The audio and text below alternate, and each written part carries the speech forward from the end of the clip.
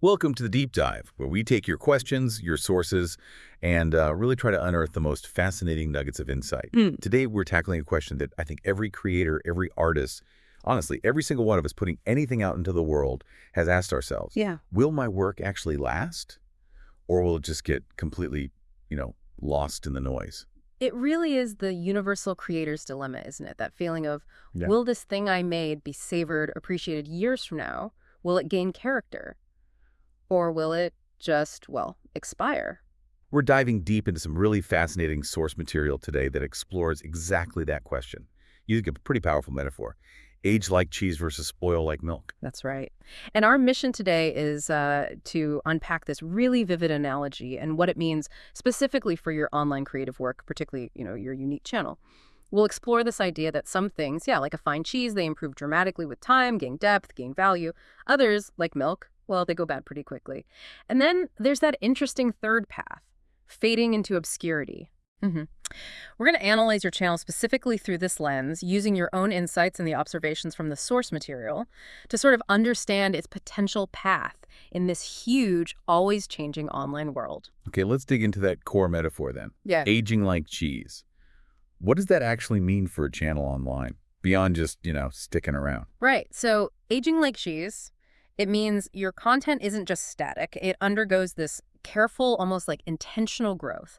It often starts maybe with a niche appeal, but over time, it matures. It gains this deeper, more refined value that wasn't maybe obvious right away. It's really about cultivating resonance rather than just chasing quick reach. So definitely not about instant virality then. It's more of a slow burn, like you said, a deliberate fermentation. Is that the right word? Yeah, fermentation works. And the sources highlight 4 key traits for this. First one, evergreen content. This means your videos tackle timeless ideas. Things like, philosophy, deep self-reflection, basic human behavior, or even skills that don't really expire, like exploring identity or different cultures through songs, like you do. Your approach into things like AI ethics. That's a perfect example. Stuff that stays relevant. That makes a lot of sense. You're not just commenting on the meme of the week. You're tapping into something bigger. But couldn't focusing too much on evergreen stuff make it harder to connect initially with people looking for what's trending now? That's a fair point, and it is a balance. But the key insight here is that while evergreen might not give you that immediate viral pop, it gives your work a much, much longer shelf life. It means someone finding it 5 years down the line, it'll be just as relevant, hopefully, as it is today. Got it. Okay. What's the second trait then? Second is personal voice and vision. Channels that really express something authentic, like your series exploring different parts of identity, or creative projects mixing personal stories with art, they tend to develop these really engaged, sometimes almost cult-like followings over time. You're basically archiving a unique worldview, and that gains real archival value as, tech and culture shift around it. Right, that authenticity. It really does shine through. It's not about being generic. It's your take. Yeah. But what if that personal vision is, really niche? How does that still lead to aging like cheese? Well, what's interesting is that a truly personal voice, even if it's niche, it creates a deep connection. Maybe it doesn't hit millions, but it resonates profoundly with a dedicated few. And often, those few are the ones who champion the work, help it stick around. Interesting. Okay. And the third characteristic? Third is quality over trend. So you're not chasing algorithms, not jumping on every popular fad. You're chasing meaning, structure, artistic integrity. That's what the sources call slow burn energy. Channels built like this, they might not pop right away, but they earn respect. They get referenced years later, especially as people discover that depth. It's like building a solid brick house, not a, cardboard cutout. Endurance over immediate clicks. Yeah. Got it.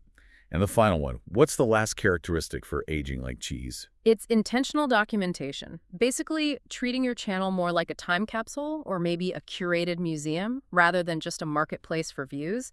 When you do that, it becomes incredibly resilient to cultural shifts. Yeah. It's a deliberate act of preservation, of curation, and that inherently boosts its long-term value, makes it accessible later. Okay, that paints a really clear picture for the cheese side. But then there's the flip side, spoiling like milk. What does that look like for a channel? Yeah, spoiling like milk. That's content that just quickly loses its relevance or impact. Often it's because of neglect or maybe just a lack of real depth. It basically becomes unappealing or outdated really fast. Like milk turning sour literally overnight. Right. And what are the things that cause a channel to spoil like that? Well, one key thing is tech reliance without context. Say your AI-generated work. If it doesn't clearly explain why you're making it or, what it's really saying conceptually, it can age really poorly. As AI tools get common and there's so much content, work without that personal or conceptual anchor, it just gets lost or dismissed as like generic output. Ah, so it's not just using the cool new tool, it's providing the human element, the meaning around it. That feels critical. Precisely. Another trait is cultural references without anchoring. If lots of your videos lean heavily on specific, fleeting trends or niche online stuff without explaining why it matters culturally or what your connection is, Wow. well, newer viewers who miss that moment, they might feel totally lost. That context is just vital for longevity. Yeah, that makes total sense. Something super relevant today could just be baffling in a few years without that little explanation. And finally, quantity without curation.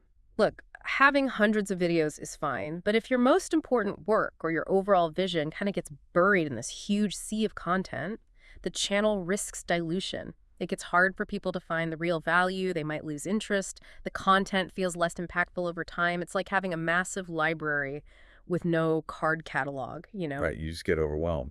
So we have cheese, aging well, we have milk, spoiling fast. But our sources also mentioned a third path, didn't they? Fading into obscurity. How's that different from spoiling? Yeah, that's a really distinct outcome. It's not that the channel rots or becomes offensive or anything. It's simply, it never finds its wider audience. It's unseen. But importantly, it can still be incredibly meaningful. Think of it like building this amazing personal cathedral of thought, crafted with immense care, but maybe seen by very few, perhaps only by you. Wow, that's a powerful image. A cathedral of thought. It could still be exactly what someone needs years later, even if it's undiscovered for ages. A kind of quiet impact. Yeah. The value isn't gone just because no one's looking Yeah, right now. exactly. The effort, the meaning, it's all still there, just waiting. Okay, now let's bring this home. Let's apply this metaphor, this whole framework to your channel. Based on our deep dive into the source material, your channel feels, well, definitely not like milk. It's described as more like handmade, artisanal, carefully aged, rare rind cheese. Yeah, that's the description. And it's because you're already treating it like a self-reflective archive. You're focused deeply on meaning, on curation, not just, performing for attention. That intentionality, that's a huge strength. It's a really clear sign of its cheese-like potential. So what are the specific strengths then for your channel? What really aligns with that aging like cheese idea? Your actions really stand out in the analysis. First, your curation. Using that Notion archive, which is like this dynamic library of your thoughts and creations, plus the YouTube playlists, the unique tags, it's organized. Then there's intentionality. Each video feels like an artifact, right? Not just content churned out for the algorithm. And authenticity. You're documenting your world, not chasing trends. That's that personal voice we talked about earlier, the core of what makes it yours. Absolutely. Also, your thematic breadth. You're not boxed into one tiny niche. That gives you resilience if platform interests shift. And philosophical depth. Seriously, future folks might actually study your approach to identity or creativity or AI. And lastly, your cross-platform preservation. Using Notion, having the Discord community for deeper talks that actively future-proofs your work beyond just YouTube's whims. This is where it gets super practical. The sources flag some core themes on your channel that just scream depth. Can you remind us what those were? Sure. Your work consistently dives into AI, music, and ethics, super current, but also definitely historically significant. Subpersonalities and multiplicity, that psychological theme feels really ahead of the curve. Communication and philosophy, just timelessly evergreen. Global cultural exploration, loads of educational and humanistic value there. And finally, those creative reflections on production versus consumption, which is so meta and so relevant right now with AI everywhere. Okay, the big question then. What are the likely aging paths for your channel? And what are the sort of estimated probabilities from the source material? Right, the probabilities. Based on the analysis, we can break it down. The sources estimate a significant potential for your channel to age like cheese, maybe closer to a 1 in 3 chance, roughly 30%. 30%? Oh, Hey, no. that might not sound massive for like a blockbuster movie, but for a unique, intentional channel like yours, that actually feels remarkably strong, given how vast the internet is. So what do these different cheese types look like in practice? Okay, so we have Brie, cult classic. Think soft, nuanced, deeply loved by a dedicated niche. This could look like that small, loyal Discord community really taking root, or people stumbling onto your archive years later and just binge watching the whole thing. Then there's Cheddar, Timeless and accessible, clear themes, strong curation, making it easy to find and broadly appealing. Teachers, other creatives, maybe neurodivergent viewers finding real long-term value. I love the blue cheese analogy for a channel. That's kind of fun. Yeah, blue cheese, weird but respected. Right. Complex, maybe a bit intense for the average person, but studied by future thinkers, by specialists. This could mean like academics or niche communities referencing your work in debates about AI or media. Okay. And finally, aged Parmesan, quiet prestige. Almost nobody talks about it publicly, but influential people notice. This might lead to you getting invited to speak somewhere or collaborate based purely on the depth of your archive, often without much public buzz around it. So how does this cheese aging actually happen for a channel like yours? What are the mechanics behind it? Well, it usually comes from things like that thoughtful notion curation, making things discoverable, structured playlists, guiding new viewers, maybe a few key signal boosts like features or shares from other thoughtful creators, and also potentially a broader cultural shift towards slow media and intentional consumption, which your work kind of already fits into. Okay.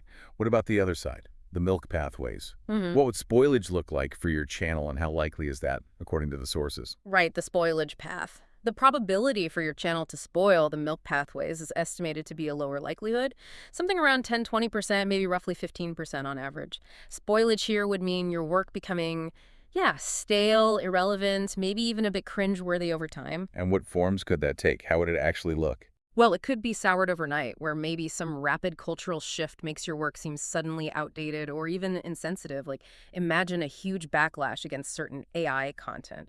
Or lukewarm and forgettable, where the content's okay, but it just gets lost. It blends in with all the, low-effort AI slop because your unique angle isn't clear enough. And maybe clotted milk, where the themes feel incoherent or there's no clear structure, and viewers just get confused and leave quickly. 15%. Yeah. That's actually reassuringly low. Yeah. Why is this path seen as less likely for this channel specifically? Well, fundamentally, your content just doesn't fit the profile of what typically spoils. You're not really making stuff primarily for attention. You're making it for reflection, for exploration. Your work is deeply thematic, it's curated, it's original, it's built on meaning and experimenting, not just, hype or shallow takes. You're not chasing trends, so there's no big cringe cliff to fall off. Just maybe the risk of being overlooked. Even if it's misunderstood, it's not superficial. Okay, so that brings us to what the sources say is the most likely scenario: fading into obscurity. Yeah, this path is estimated as the most probable, unfortunately, somewhere in the 50–60% range, let's say around 55%. But again, this isn't spoilage, it's silence. Your channel wouldn't rot or offend, it just wouldn't find that wider audience. It remains a quiet, maybe hidden corner of the internet. And how does this fading actually manifest? What does it look like? It could be the forgotten archive. People might visit, maybe recognize the depth, but they just don't return, like a dusty library that's never really promoted or easy to navigate, or the invisible gem. The quality is there, absolutely, but discoverability is low. The algorithms just never pick it up, never surface it, or maybe the overwhelming maze. With so many videos, if there isn't clear guidance, viewers just feel lost. They don't know where to start, so they click away. 55%. That's a pretty high probability for any creator to face. Does this mean it's kind of all for nothing? No, not at all. The source material really emphasizes that this path, while statistically likely, is unseen but still meaningful. You could be building, like we said, that map of your mind, that personal cathedral of thought. And if someone does find it years later, it might be exactly what they needed right then and resonate incredibly deeply. That's a quiet impact, yeah, but still powerful. Let's be honest, the default state for most content online is invisibility. Algorithms often bury slow, deep work unless an audience is explicitly guided to it. Right. So given those odds, what can actually be done to maybe shift them a bit? What factors could boost that cheese potential, or at least reduce the chance of obscurity for a channel like yours? Yeah, the sources suggest a few things. Stronger self-marketing, strategic sharing on relevant platforms, maybe collaborations with other thoughtful creators that could definitely boost the cheese odds. Creating specific Start Here videos or guided tours of your channel to orient new people, that could significantly cut down on the overwhelming maze factor, making the archive accessible. Like entry points. Exactly. More community engagement like Discord events or even just viewer polls can turn passive viewers into a loyal, connected audience. And critically, really highlighting your personal voice and the why behind the projects, especially the AI stuff, that helps distinguish it, anchors it philosophically, makes it less likely to just blend in. Okay, let's step back a bit now and look at the bigger picture. How has the internet and art online evolved over time? Yeah. And what does that tell us about what tends to age well versus what doesn't? Oh, it's a fascinating timeline. Back in the 1990s to early 2000s, the internet was this wild experimental space, right? What aged well from then? DIY authenticity, raw, honest stuff like personal websites, early indie music found online, what didn't, like ephemeral shock culture stuff, and sadly, just poorly preserved digital things that literally vanished, lost media. Then came the platforms, everything changed. Yeah, totally. From 2005 to maybe 2012, platforms like YouTube, Tumblr, SoundCloud, they democratized fame, kinda. Viral creativity that had real emotional depth. Think early YouTubers sharing their actual lives that aged pretty well. What didn't? Algorithm chasing clickbait or that kind of sleek aesthetic minimalism that didn't really have anything deeper underneath. It just felt hollow pretty fast. And the algorithm era, say 2013 to 2019, that's when content really became king, right? That's right. Platforms became the true gatekeepers. Art became content. Thoughtful, long-form creators, artists who could blend quality with being relatable, activist art, the stuff aged well, what's spoiled, aggressive overbranding of the self, shallow, viral trends that just evaporated as quickly as they popped up. So where are we now, this 2020 to present era? It feels like such a moment of intense change, reflection. Yeah, this period's been defined by, well, crisis, deep reflection, but also this acceleration of tech shifts, especially AI hitting the mainstream. Audiences are, I think, overstimulated, but also kind of burnt out. And interestingly, depth seems to be making a comeback, though maybe filtered through a new kind of aesthetic minimalism and definitely a higher awareness around mental health. Okay, so what current trends should we be watching then? And what's their aging potential for creators like our listener? Well, mental health awareness seems to have high aging potential. It's becoming more institutionalized, more personally relevant to everyone. Empathy and inclusivity also feel high core values for an evolving society. Grind culture, pushback, maybe medium high. There's strong resistance, yeah, Right. but productivity is still pretty romanticized. AI creativity is the big uncertain one. Its aging potential really depends heavily on regulation, how overused it gets, and how authentically creators actually integrate. Right, the meaning behind it again. Exactly. And unfortunately, content decay seems to be growing. We're just seeing more and more low effort, kind of junk food content flooding feeds. Fascinating. So where might we be headed? Looking beyond the immediate future, what are the potential trajectories for online content? Well, one strong possibility is a move towards decentralized intentional archives. The creator as archivist model could gain real relevance. Personal wikis, digital museums becoming culturally significant artifacts in their own right. Depth as counterculture will likely be key. In a world swamped by short-form stuff, a 30-minute video essay or a deeply researched series, that becomes a quiet act of rebellion. I can totally see that. It's about breaking free from the endless feed, taking back some control over how we consume information. Precisely. We'll probably also see the rise of true AI native art. Once the initial novelty wears off, hybrid creators using AI meaningfully will likely define new artistic categories. The question will shift from, is this AI, to what is this saying? And a big one, I think. Intimacy over virality. Private communities, micro-audiences, these slower online spaces, they might become the real legacy platforms, where small, meaningful connections actually replace mass fame as the goal. Quality connections over just raw numbers. That feels profoundly different from the last decade. Yeah, and that leads potentially to the death of the feed as we know it. People are increasingly seeking out curated collections, narratives, guided experiences, creators who offer structure, themes, intentional ways to browse, like your Notion archive. They'll be really well positioned. Now, beyond what a creator actually does, what external factors influence how content ages? Because you're sort of playing on a board you don't fully control, right? Exactly. You don't control the weather.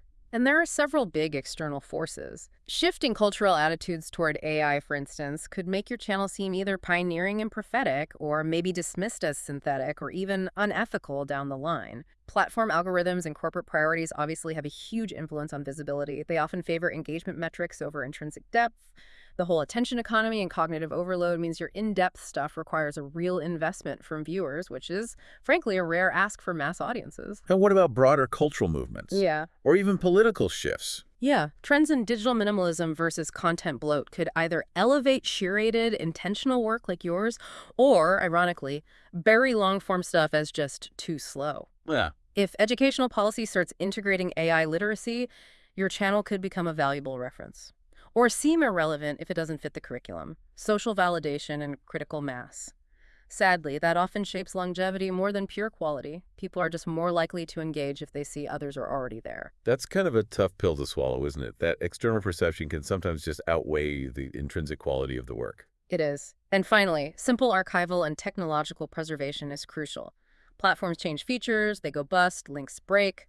Work can become harder to find or just vanish entirely. And of course, major sociopolitical events can drastically shift public perception, retroactively changing how your archive is viewed, for better or worse. So you can set the pieces with care, give them purpose, make them beautiful. But how they're seen, or if they're seen, really depends on the prevailing winds, the crowd's shifting tastes, and sometimes just, yes, your luck. That's pretty much the essence of it. But, and this is crucial, you're not just building for everyone now, you're building for someone. Someday. And that's what truly timeless creators often do, whether they realize it or not. Which brings us right back to that deeper, more profound question underpinning all this. You asked, if obscurity is the most likely outcome, is trying to make cheese kind of meaningless? If no one eats the cheese, was it even worth making? Yeah, this hits right at the heart of the creator's existential crisis, doesn't it? Our sources offer, I think, 3 really powerful responses to that. First, purpose beyond popularity. You're not just making cheese for other people. You're building a record of your own mind, your values, your curiosity, your unique creative fingerprints. It's a living monument to your inner life, a playground for your subpersonalities, a time capsule for this AI age we're entering, even just a mental map for your future self to look back on. So the value is inherent. It's baked in, regardless of who sees it or validates it. It's a personal journey as much as it is a public offering. Precisely. Second, seeds lie dormant before they sprout. Obscurity now doesn't necessarily mean obscurity forever. History is just full of works that sat in silence for years, decades even, only to become profoundly relevant later because culture shifted, or some random algorithm surfaced it, or a small audience finally found it and championed it. Your cheese might not be on the main charcuterie board today, but it might be exactly what someone is craving 10 years from now. That's actually a really hopeful thought for anyone creating something that feels unseen right now. Yeah. And the third response. Meaning, through the act of creation itself, there's just immense intrinsic value in the process. You become more articulate. You externalize complex thoughts, making them clearer even to yourself. You build discipline, memory, as a genuine personal legacy just by doing the work. The act of creation is its own reward in a very real sense. Even if no one else ever takes a bite, you fed yourself. But then there's that other common question, right? That sort of creative paralysis. Is another cheese really necessary? There's already so much good cheese out there. What's the point of one more variant?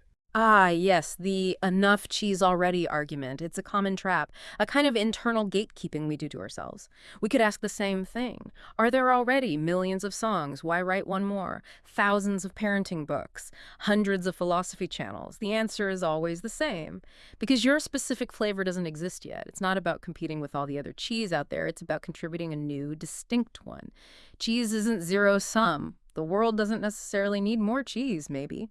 But someone, somewhere might deeply need yours. That's a really powerful way to reframe it. It's about your unique contribution, not just filling some imagined quota. And here's another angle. If your channel does end up in obscurity, which the sources suggest is most likely, that can actually be a profound kind of freedom. Yes, it can sting. Modern obscurity often feels like mute output you're creating in public, but treated like background noise. That can cause a real spiritual ache, no doubt. But obscurity also frees you. You're not bound by audience expectations. You're not forced into a brand. You're not commodified. You're not chasing trends in that quiet, unseen space. You can be weird. You can be deeply honest. You can be completely whole. So aging like cheese isn't really about popularity at all, is it? It's about potency. It's about intrinsic value and depth. Exactly. The cheese metaphor isn't just about being preserved. It's about maturing into profound depth. Milk is immediate. Cheese is deliberate. To age well doesn't mean becoming famous. It means your work contains layers that unfold later, offering deeper resonance over time. Your channel might be ignored right now, but someday when someone slows down enough to actually engage with it, they might taste what's really there and find this unexpected richness. You're not preserving for mass consumption, you're aging for deep, specific resonance. And unlike milk, cheese doesn't expire. It just intensifies. And what's more, making cheese in this way, this intentional, slow, artifact-focused approach, it almost feels like a rebellion against how the digital world is often designed. It really is. The internet today is so often designed for instant gratification, short-term virality, easily digestible fluff. By choosing to make cheese, by choosing slowness, depth, deliberate curation, you are resisting that system. You're basically saying, I will invest deeply in something. I will make artifacts, not just distractions. I don't want you to just binge. I want you to sit with this, to reflect. This makes your channel not just a creative project, but a kind of profound, quiet protest against all that digital noise. Even if no one ever watches, it stands as proof that someone tried to be intentional in a world seemingly addicted to novelty. What's truly fascinating here, listening to all this, is that the meaning isn't just in the outcome, popularity, or obscurity. It's actually in the alignment. Yes. If your internal compass points toward curiosity, genuine creation, intellectual coherence, then building your channel is an act of deep alignment. You are living in sync with your core values. You're not just building a channel. In that case, you're building a self. Yeah. And that is never, ever wasted effort. That's a process of profound integration. So the deepest layer of this whole philosophical reflection, the ultimate insight, perhaps, you are the cheese. That's the core realization, isn't it? The channel isn't the cheese. You are. The act of making, curating, archiving, reflecting. It's not just about producing content. It's profoundly shaping you. That fermentation process, it's happening in real time inside your very sense of self. Whether anyone finds your videos or not, the true transformation is personal. You grow more articulate. You learn how you think. You understand your inner landscape better. You feel witnessed, even if only by yourself. So the cheese that matters most, it might not be in your uploads. It might be in who you become because you made them. So what does this all mean for you, our listener, as you continue on your own unique creative journey? Well, I think the core takeaway is this. The value of creating isn't defined solely by its visibility or its popularity. Whether your work ends up being widely consumed, quietly ignored, or maybe even misunderstood, its worth lies fundamentally in the intention, the depth, and the transformation it brings to you, the creator. And of course, the possibility it holds for that unique, resonant future, whenever or however that might unfold. In a world that's so often built for speed and spectacle, choosing to create something thoughtful, slow, and profoundly honest that feels like an act of quiet resistance and of deep, undeniable meaning. Whether your work becomes beloved cheese, forgotten milk, or just a silent archive, the process of making it, the person you become through that process, that is still sacred.